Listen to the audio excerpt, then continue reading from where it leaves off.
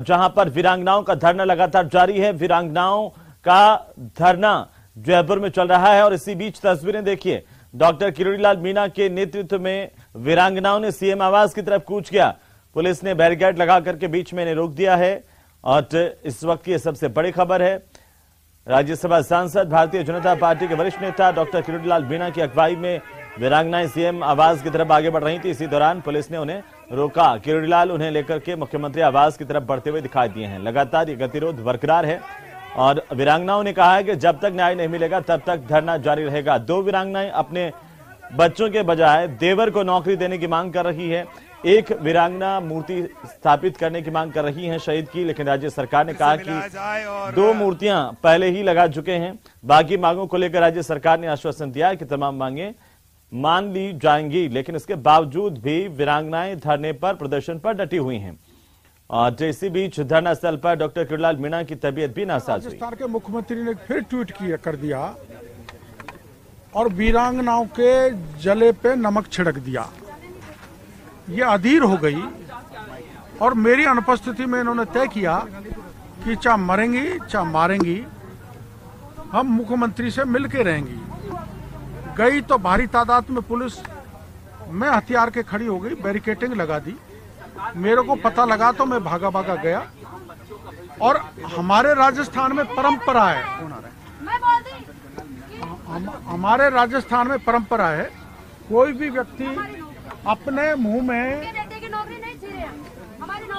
दूब पुष्प लेकर हाथ जोड़ के प्रार्थना कर देते हैं तो सामने वाला दया करके उसकी बात पूरी करता है। तो मुख्यमंत्री जी के सामने तीन वीरांगनाएं अपने मुंह में दूब लेकर हाथ जोड़ के खड़ी हो गई और दूब लो के साष्टांग प्रणाम भी कर दिया। हे मुख्यमंत्री जी, हमारी सुनो। अब इंतजार करना है, उनके हृदय पिघलता है कि नहीं पिघलता, दया करके इनकी मांग सुनते हैं कि नहीं सुनते, मानते कि नहीं मानते, नहीं तो फिर आगे देखेंगे। वो किसकी नहीं सुन रहे, न वो राजनाथ सिंह जी की सुन रहे, न वो गवर्नर की सुन रहे, न खड़गे साहब की सुन रहे, न सचिन पायलट की सुन रहे, न एक दर्जन से ज्यादा कांग्रेस के सीनियर जो राजस्थान के नेता हैं उन्होंने भी कह दिया। वो तो बिल्कुल निरंकुश हो गए। तो वापस क्यों लेके आए इनको सीएम के घर के पास? ये तो स्थिति नहीं पकड़े, क्योंकि अपना देश गांधी का देश है, हिंसा नहीं हो, लोकतांत्रिक तरीके से आंदोलन कर रहे हैं, वैसे ही करेंगे, इसलिए वापस ले आए। चाहते हैं आप क्या? अदालत चौराहे में मुझे चाहती हूँ मैं। हमने कॉलेज चाहिए, देवर के लिए नौकरी चाहिए। हमारे पति की नौकरी है, मैं किसी को भी दिलाऊं, उनसे क्या मतलब है? इनको नौकरी देनी है। अब क्या करेंगे? अब जब तक क्या बैठी रहेंगे मांगे पूरी? जब तक हमारे न्याय नहीं मिलेगी तब तक हम बैठे रहेंगे। और इसी खबर पर ज्यादा जानकारी के साथ सहयोगी बाबूलाल धायल हमारे साथ जुड़ रहे हैं, तो सीधे बाबूलाल का रुख कर लेते हैं। बाबूलाल, अभी क्या स्थिति है? ताजा जानकारी वीरांगनाओं के धरना प्रदर्शन को लेकर के क्या है आपके पास?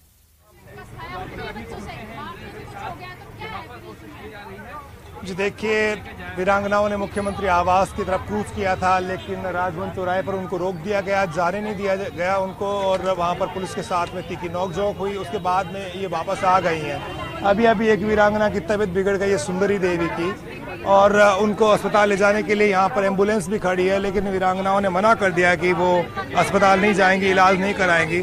सामने आपको डॉक्टर किरोड़ीलाल मीणा बैठे हुए दिख रहे हैं। उनकी भी तबीयत एक बार नासाज हुई, उनका बीपी लो हो गया था, उन्होंने कॉफी और चाय पी कर खुद को संभाला है एक बार फिर से। अब ये देखिएगा कि वीरांगनाएं जो है बहुत गुस्से में लाल पीली हो रही हैं इस वक्त यहाँ पर, और ये जो माहौल है उसमें काफी तल्खी इस वक्त यहाँ पर है ना। तो ये मेडिकल स्टाफ के जो लोग हैं जिनसे बहस हो रही है इस वक्त यहाँ पर, देखिए क्या चल रहा है। आप क्या कंपाउंडर हो?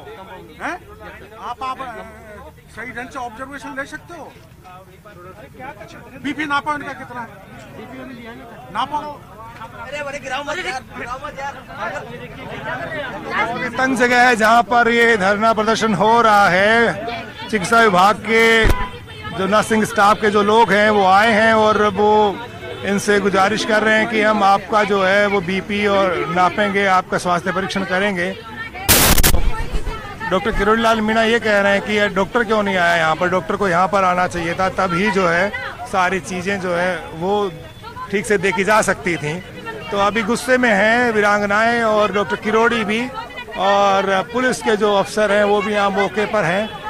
अब वापस रास्ता तो चालू किया गया है सिविल लाइन के एक हिस्से का, लेकिन स्थितियां कोई ज़्यादा अच्छी नहीं है, क्योंकि वीरांगनाओं से जुड़ा मामला है। शहीद परिवारों की मांग है, मुख्यमंत्री साफ साफ इनकार कर चुके हैं, और हालात जस के तस हैं, यानी कि दोनों ही पक्ष अपनी अपनी जिद पर कायम है एक तरह से, और लग ही रहा है कि सरकार भी अपने कदम पीछे नहीं खींचेगी तो ये लोग भी यहाँ से उठ करके जाने वाले नहीं हैं।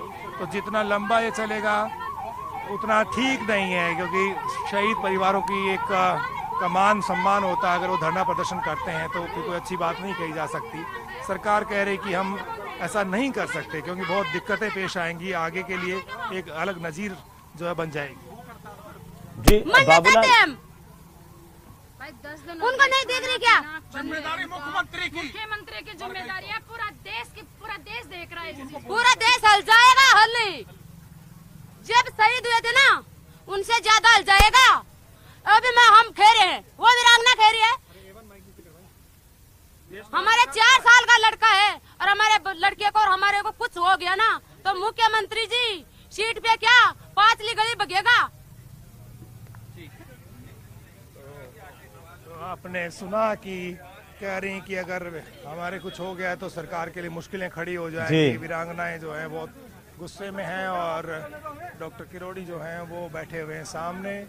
और बारिश भी हुई थी, लेकिन धरना बरकरार है, प्रदर्शन चल रहा है। सीएम आवास तक जाने का इन्होंने एक बार प्रयास भी किया था, उस वक्त बारिश हो रही थी, लेकिन उसके बाद में स्थितियां जस की तस हैं, और लग नहीं रहा कि अभी देखिएगा। सुंदरी हैं, जीतराम हैं, शहीद हुए थे, भरतपुर धौलपुर के बॉर्डर पे गांव था उनका, ये उनकी धर्मपत्नी है। तो वीरांगनाएं अपनी अलग अलग मांगे लेकर के यहाँ पर जमी हुई हैं, और यहाँ से बिल्कुल नहीं हिलने वाली हैं। और जी डॉक्टर किरोड़ी लाल मीणा से हम बात करते हैं कि आखिर अब आगे क्या करेंगे और किस तरह से जो है उनकी रणनीति होगी, क्योंकि बिल्कुल बाबूलाल नजर बनाए रखिए, अपडेट भी हम आपसे लेते रहेंगे। बहरहाल आगे बढ़ेंगे। मुख्यमंत्री अशोक गहलोत ने वीरांगनाओं को लेकर के एक बार फिर से ट्वीट किया है, और शहीद की वीरांगनाओं के धरने के मामले को लेकर के सीएम अशोक गहलोत ने ट्वीट करते हुए लिखा है कि शहीदों के बच्चों का हक मारकर किसी अन्य रिश्तेदार को नौकरी देना कैसे उचित ठहराया जा सकता है। जब शहीद के बच्चे बालिग होंगे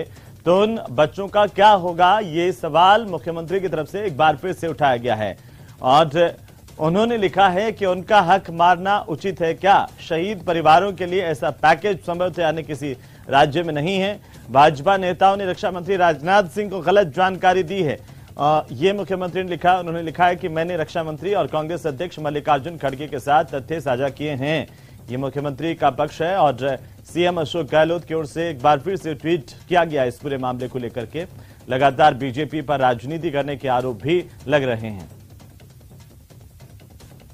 तो मुख्यमंत्री अशोक गहलोत ने ट्विटर पर यह लिखा, एक बार फिर से हम आपको बता दें, शहीदों के बच्चों का हक मारकर किसी अन्य रिश्तेदार को नौकरी देना क्या उचित है, ये सीएम ने लिखा है। और उन्होंने लिखा है कि शहीद परिवारों के लिए इस तरह का पैकेज संभवतः देश में राजस्थान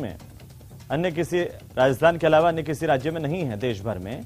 और सीएम ने लिखा है कि सबसे ज्यादा जो पैकेज शहीद के परिवारों को दिया जाता है वो राजस्थान देता है। भाजपा नेताओं ने रक्षा मंत्री को भी गलत जानकारी दी, और सीएम ने यह भी सभी को आश्वस्त किया है कि उन्होंने रक्षा मंत्री के साथ साथ कांग्रेस के राष्ट्रीय अध्यक्ष मल्लिकार्जुन खड़गे को भी तथ्यों से अवगत करवा दिया है।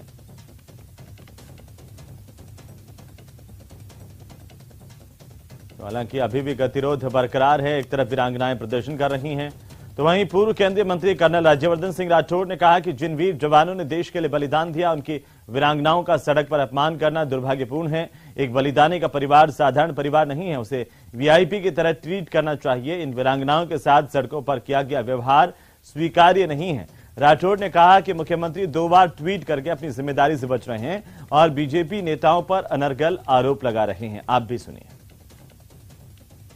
जब हमारे देश के जिन्होंने बलिदान दिया है, सैनिकों ने, उनकी वीरांगनाओं का, उनके परिवारों का इस तरह से अपमान हो सड़क के ऊपर, ये एक व्यवहार की बात होती है। और मुझे आश्चर्य नहीं होता इस बात से, क्योंकि जिस पार्टी के एक सुप्रीम नेता बार बार सेना को लेकर अलग अलग टिप्पणी करते हैं, सेना की हर तरह से उसको सेना को अपमानित करते हैं, तो उस पार्टी के जो मुख्यमंत्री हैं राजस्थान के अंदर वो इस तरह का व्यवहार कर रहे हैं। मुझे इस बात से अचंभा नहीं होता। और एक्सप्लेन कर रहे हैं, उस एक्सप्लेनेशन की हमें जरूरत नहीं है।